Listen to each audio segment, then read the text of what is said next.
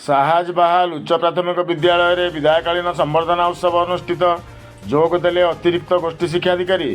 सूचना अनुसार आज पूर्वाह्न 11 घंटारू अपराह्न 2 घंटा पर्यंत सुवर्णपुर जिला डुंगरीपाली ब्लॉक अंतर्गत मायाभरा क्लस्टर साहाज बहाल उच्च प्राथमिक विद्यालय अष्टम श्रेणी परीक्षाफल प्रकाश पाई।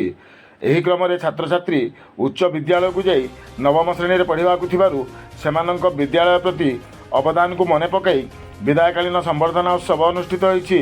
प्रधान शिक्षक आर्तत्राण प्रधान सभापतित्व अनुष्ठित कार्यक्रम में अतिरिक्त गोष्ठी शिक्षाधिकारी श्रीयुक्त बटकृष्ण पाढ़ी मुख्य अतिथि भाव जोगदे परवर्ती श्रेणी में भल भाव पाठ पढ़ी विद्यालय टेक रखा विदायी छात्र छात्री को परामर्श देवा सह सफलतार मंत्र रे प्रतिज्ञाबद्ध कराइथिले।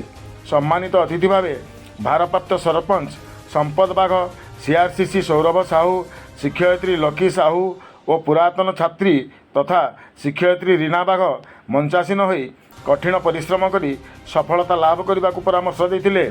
शिक्षक सूरज कुमार बाग सभा परिचालना करथिबा बेले शिक्षयित्री रश्मिता प्रधान अतिथि परिचय और उत्सवर उद्देश्य ज्ञापन करथिले।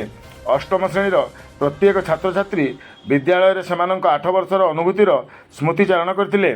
सेमानंकु विद्यालयर अन्य छात्र छात्री माने फूल चंदन और उपहार प्रदान करी शुभ विदाय जणाइथिले।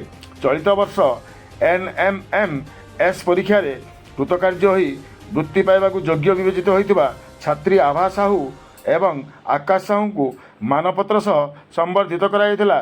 शिक्षक दीपक साहू विद्यालयर समस्त सफलतार श्रेय SMC सभ्य सभ्या और ग्रामवासी को दे धन्यवाद अर्पण करथिले।